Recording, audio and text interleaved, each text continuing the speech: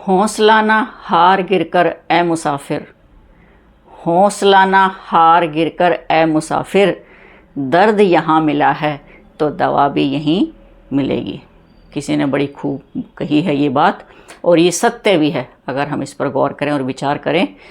तो आज मैं ऐसी एक छोटी सी कहानी पढ़ रही थी, मोटिवेशनल बुक पढ़ती रहती हूँ मैं, बड़ी सोच का बड़ा जादू।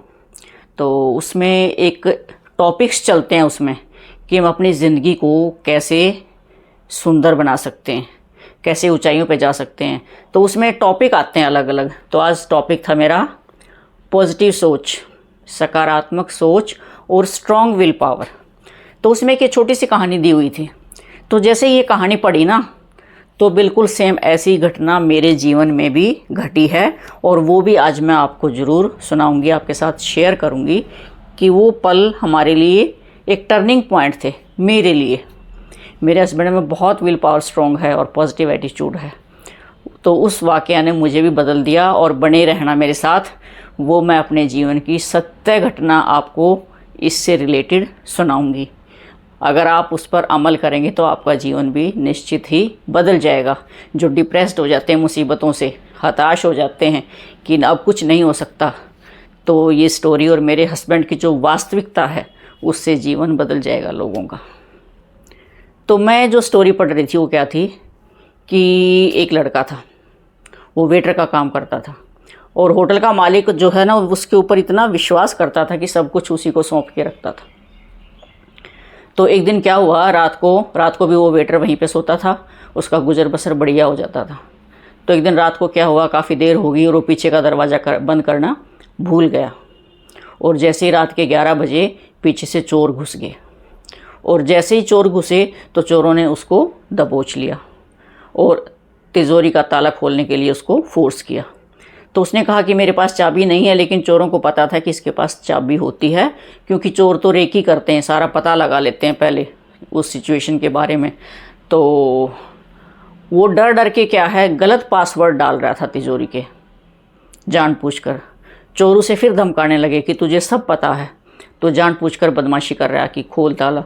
घबरा के फिर उल्टे सीधे हाथ और मार रहा था, और वो गलत पासवर्ड ही डाले जा रहा था उसमें, तिजोरी में।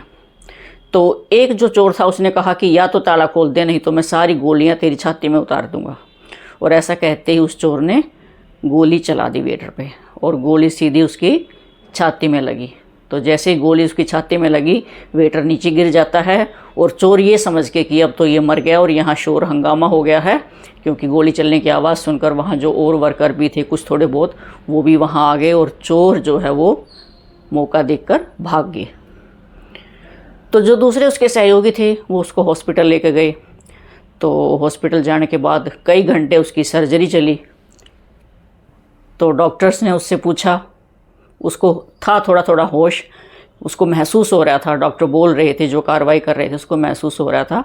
तो डॉक्टर्स ने पूछा उससे कि आपको किसी मेडिसिन से एलर्जी तो नहीं है, या और किसी चीज़ से एलर्जी तो नहीं है, हम ट्रीटमेंट शुरू करें। तो वेटर ने कहा कि हाँ, मुझे सिर्फ गोली से एलर्जी है। आप मेरे दर्द की परवाह किए बिना सिर्फ बस मेरी गोली निकाल दीजिए। इतना उसके अंदर विल पावर स्ट्रॉन्ग थी कि आप अपना प्रोसीजर शुरू कीजिए, और मैं बिल्कुल भी घबराया हुआ नहीं हूँ। तो कुछ समय के बाद जब उसको हॉस्पिटल से छुट्टी मिल गई, वेटर अपने घर आया, तो होटल का मालिक उससे मिलने वहाँ आया उसके घर, और पूछा कि भाई आपको डर नहीं लगा, या उस टाइम जब आपको गोली लगी तो आपने कैसा फील किया, क्या महसूस किया, आपकी जान को खतरा था, तो अब आप कैसा फील कर रहे हो। तो उसने कहा कि बहुत अच्छा, क्योंकि वेटर जो है ना बहुत ही पॉजिटिव एटीट्यूड का था, कभी भी परेशान नहीं होता था। कोई भी उससे ये पूछता था ना कि आप कैसे हो, कि बहुत अच्छा, अगर एक भी और कोई मेरे जैसा होता तो हम जुड़वा भाई हो जाते, ऐसे उसकी स्टेटमेंट होती थी। तो जैसे ही मालिक पूछने आया तब भी वेटर ने ऐसा ही कहा कि मैं बहुत अच्छा हूँ।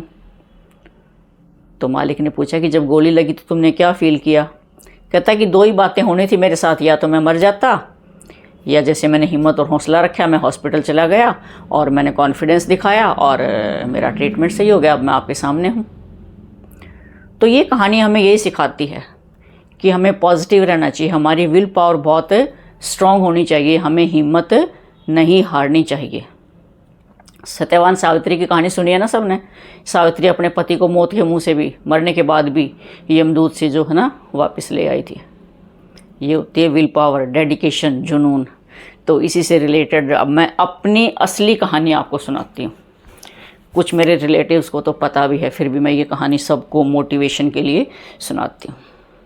बात है, यही टाइम था, सितंबर एंड और अक्टूबर शुरू का समय था। उस टाइम मेरे हस्बैंड थे एज ए डायरेक्टर थे हरियाणा गवर्नमेंट में, प्लानिंग डिपार्टमेंट में, जो फाइनेंस को डील करते हैं सभी डिपार्टमेंट्स को, बजट इनके थ्रू जाता है। बजट का काम शुरू हो चुका था, बहुत काम था इनके सिर के ऊपर। हर रोज़ 3-3, 4-4 डिपार्टमेंट्स की, ACS head of the departments की, डायरेक्टर्स की इनके साथ मीटिंग होती थी बजट को लेके। तो इनको क्या हुआ कि एक दिन इनको अचानक सुबह रोज़ सैर करने जाते थे पार्क में, ये 7, सवा 7 बजे, मैं उस टाइम स्कूल निकल जाती थी, मेरा स्कूल का टाइम होता था। तो पार्क में मैं स्कूल चली गई, इनको पार्क में जाके जो है सीवियर पेन होता है यहाँ जबड़े में, चेस्ट से लेके और जबड़े की तरफ गया, नीचे चेस्ट में नहीं आया। कुछ टाइम से इनको था, कॉन्स्टिपेशन की शिकायत थी। इन्होंने सोचा कि गैस्ट्रिक प्रॉब्लम होगी और ये घर वापस आ गए और लेट गए। दर्द बढ़ता ही गया। यहाँ पास में मेरी कज़न सिस्टर रहती है, इन्होंने उससे संपर्क किया, अभी मुझे ऐसे ऐसे पेन है। तो उन्होंने भी आके कुछ चूरन वगैरह ये वो दिया कि भी हाँ ठीक है, कुछ गैस्ट्रिक ठीक हो जाएगी। और मैंने बाई चांस वैसे ही फ़ोन कर लिया, कोई काम था मेरा डिपार्टमेंट का कि अब 9 बजने वाले हैं, मलान साहब आप ऑफ़िस खुल चुके हैं और मेरे ऑफ़िस फ़ोन कर दो, मेरा ये काम करवाना था, डायरेक्टरेट में DSC में कोई काम था। ये बहुत धीरे धीरे बोल रहे। तो उस टाइम इनकी मीटिंग्स चल रही थी, सेक्रेटरीट में जाते थे रोज़ मीटिंग के लिए बजट के चक्कर में। तो मैंने ये कह दिया धीरे से कि आप इतने धीरे धीरे बोल रहे हो, क्या आपकी मीटिंग शुरू हो गया आज इतनी जल्दी सुबह ही? तो इन्होंने बताया कि नहीं, मुझे बहुत सीवियर पेन है और मैं घर आ गया था और फ़ोन काट दे, मुझे दर्द है। मैंने कहा ड्राइवर कहाँ है? ड्राइवर इन्होंने नीचे बिठा दिया, गाड़ी खड़ी होती थी आगे, नीचे ड्राइवर लेने आता था। तो मैंने कहा ड्राइवर को बुला लो, कह रहे नहीं मैं थोड़ी देर में ठीक हो जाऊँगा, मैंने ऑफिस जाना। छुट्टी नहीं करते थे क्योंकि काम इनका पीक पे चल रहा था। फिर ऑफिस में एक हमारे रिलेटिव थे, भाई ही था मेरा, इन्हीं के ऑफिस में इनका सबॉर्डिनेट था। मैंने उसको कॉल करके घर भेजा कि मैं कहा तू ऐसे ऐसे घर जा और मलान साहब की तबीयत ख़राब है। वो आया तो वो हार्ट स्पेशलिस्ट के पास लेके गया। वहाँ भी इन्होंने इग्नोर किया कि नहीं गैस्ट्रिक हो सकती है। हालांकि उन डॉक्टर्स ने ECG की और ECG इनकी बिल्कुल भी अच्छी नहीं थी। जैसे ही मैं घर आई, मैंने इनसे पूछा तो इन्होंने ये बताते नहीं थे कि मुझे चिंता होगी, खुद ही झेल लेते थे सारी बातें। तो इन्होंने कहा तू चिंता मत कर, ये योगा प्राणायाम इनमें बहुत वो करते थे, इन्होंने शुरू कर दिया प्राणायाम करना। और प्रॉब्लम इतनी थी कि 20 कदम भी नहीं चल सकते थे, लेकिन वो शुरू कर दिया तो उससे क्या हुआ कि थोड़ा बहुत इनको आराम आ गया। ऐसे ही चलता रहा, 10-15 दिन मीटिंग्स अटेंड करते रहे। एक दिन हेल्थ डिपार्टमेंट की मीटिंग होनी थी, सुनते रहना, मैं थोड़ी सी भूमिका इसलिए बना रही हूँ कि आपको सारी सिचुएशन पता चले। हेल्थ की मीटिंग थी, हेल्थ से डायरेक्टर साहब आए हुए थे। उन्होंने कहा मलान साहब आप तो इतने मुरझाए हुए कभी होते ही नहीं हो, इतने एनर्जेटिक होते हो, क्या बात है? फिर इन्होंने बताया कि डॉक्टर साहब मुझे ऐसे ऐसे हुआ और मुझे पेन है। तो उन्होंने फिर चंडीगढ़ MLA हॉस्पिटल में इनको भेजा कि मेरे एक डॉक्टर हैं हार्ट स्पेशलिस्ट, आप वहाँ जाके सारे टेस्ट करवाओ। तो वहाँ उन्होंने सब टेस्ट वेस्ट किए, वहाँ भी नहीं माने। क्यों? विल पावर इतनी स्ट्रॉन्ग ना कि मुझे कुछ नहीं हो सकता। डॉक्टर ने ये भी कह दिया कि सर जैसे छत में पंखा लगा हुआ है ना, उसका पेंच निकल जाता है, आप ये सोचो आपका पेंच ढीला हो चुका है और कभी भी फ़ैन आपका गिर सकता है। तब भी ये कहा कि क्या मैं दवाइयों से ठीक नहीं हो सकता? तो फिर मुझे भी हुआ कि वास्तव में प्रॉब्लम बहुत सीरियस है। उसी समय मेरी एक फ्रेंड थी, मेरे साथ ही हम प्रमोट हुए थे हेड मिस्ट्रेस। तो उनके हस्बैंड डॉक्टर थे और उनको अटैक आया था और 2 दिन पहले उनकी डेथ हो गई थी। मैंने इनको वो रेफरेंस भी दिया कि इमरान साहब उनको ऐसे ऐसे हो गया था, अगर कुछ हो गया ना तो लोग ये कहेंगे कि पढ़े लिखे बेवकूफ़ हैं, डॉक्टर के पास क्यों नहीं गए। फिर भी नहीं माने कि नहीं नहीं मुझे कुछ नहीं होगा, और अपना सैर एक्सरसाइज पे जोर दे दिया। लेकिन जब MLA हॉस्पिटल चंडीगढ़ गए, उन डॉक्टर्स ने कहा ना कि पेंच लूज हो चुका है, तो मैंने वहीं से मोहाली फोर्टिस हॉस्पिटल के डॉक्टर कालड़ा हैं, बहुत अच्छे स्पेशलिस्ट हैं एंजियोग्राफी के, वहाँ अपॉइंटमेंट ली, गांव से अपने ब्रदर को बुलाया और हम डॉक्टर के पास गए। और डॉक्टर फोल्डर था डॉक्टर साहब का, मलान साहब का, फोल्डर में सबसे ऊपर ECG थी डॉक्टर हमें जानते थे क्योंकि मेरे ब्रदर की भी वहीं से एंजियोग्राफी करवाई थी। तो उन्होंने फोल्डर में ऊपर से ही, अंदर से ही ईसी देख ली, दिखाने की भी ज़रूरत नहीं थी। और तभी अपने अटेंडेंट से कहा कि व्हील चेयर ले आएँ। इन्होंने कहा डॉक्टर साहब मेरे डॉक्यूमेंट देख लो। कह रहे देख लिया मैंने। जिस दिन आपकी ये ईसीजी हुई है ना, 10 दिन हो चुके थे वो ईसीजी हुए, तो ये व्यक्ति जिसकी भी ये ईसीजी है, हर कोई देख के ये कहेगा कि ये व्यक्ति तो उसी दिन ख़त्म था। लेकिन जिस बात पे मैं आना चाह रही हूँ, विल पावर और पॉजिटिविटी इतनी स्ट्रॉन्ग कि इनको ये खींचते रहे अपने उससे। डॉक्टर ने क्या एडमिट करके तुरंत इनको नहीं चलने दिया और कैथ लैब में ले गए और इनकी एंजियोग्राफी शुरू कर दी। मैं और मेरे ब्रदर बैठे बाहर, एक वेटिंग रूम होता है कैथ लैब के बाहर, कि अगर कोई सीवियर प्रॉब्लम है तो वो अटेंडेंट को अंदर ही बुला लेते हैं जो भी प्रोसीजर करना होता है। अगर कुछ भी नहीं होती तो बैठे रहें, बस ठीक है, थोड़ी देर में छुट्टी कर देते हैं। 2 मिनट में डॉक्टर काल्डा ने मुझे अंदर बुला लिया। मैं बहुत घबराई हुई थी। मैंने मेरे ब्रदर से कहा कि तू जा अंदर, तू डिस्कस कर ले, उसको थोड़ा सा एक्सपीरियंस भी था इन चीज़ों का। उसने कहा नहीं, डिसीज़न तुम दोनों ने लेना है, जो भी ट्रीटमेंट करवाना है तो तू जा। मैं बड़ा मन अपना करड़ा करके और अंदर चली गई। तो डॉक्टर ने दिखाया कि सारी जो थी नसें, गुच्छे बने पड़े थे, इतनी ब्लॉकेज थी। कई बार हमारे दिमाग में आ रहा था कि भी जॉब का प्रेशर है, कुछ भी है, लेकिन नहीं, ये ब्लॉकेज एक दिन में नहीं होती, धीरे धीरे धीरे धीरे बहुत टाइम के बाद इनके इफ़ेक्ट्स आते हैं।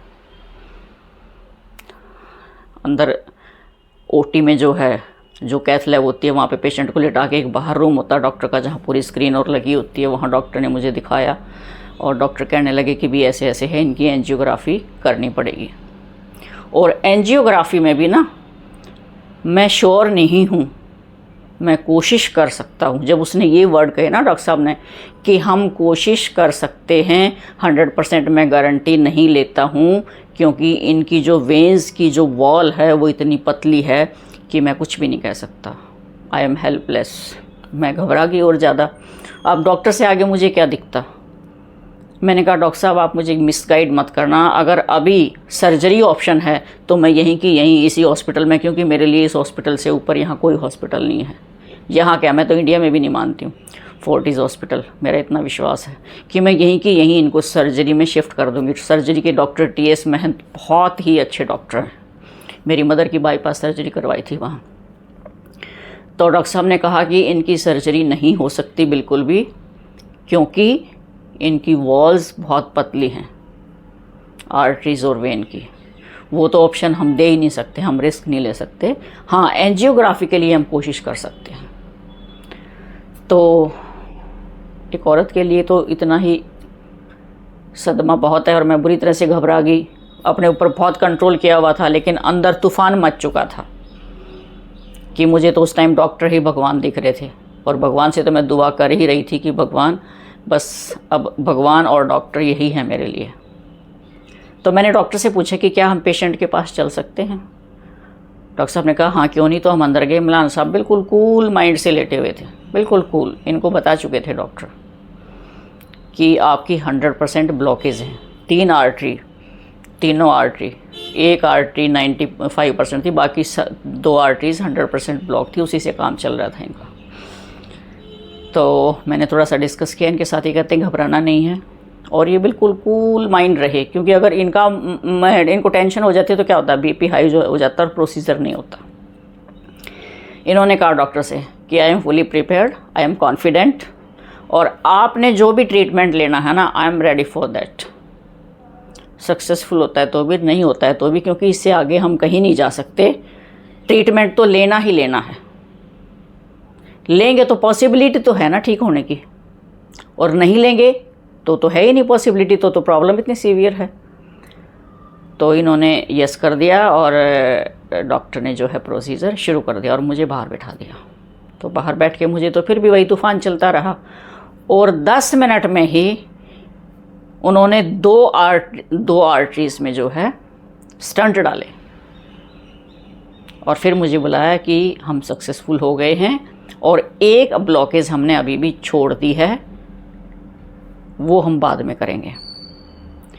ये तो उमलान साहब तो उसको भी कह रहे थे कि नहीं अभी कर दो, कुछ दिक्कत नहीं है, मैं सब बियर कर लूँगा। तो डॉक्टर ने कहा कि नहीं, ब्लीडिंग बहुत हो चुकी है, अब हम रिस्क नहीं लेंगे। तो वो फिर इन्होंने 1 वीक के बाद की। और आज मल्हान साहब अपने एज के according now he is in 60s और अपने आप को बहुत यंग फील करते हैं। यंग फील नहीं करते, यंग हैं भी। आप कभी देखते होंगे वीडियोस में मेरे साथ 3 स्टंट डले हुए हैं, 2 बार डले इनके स्टंट।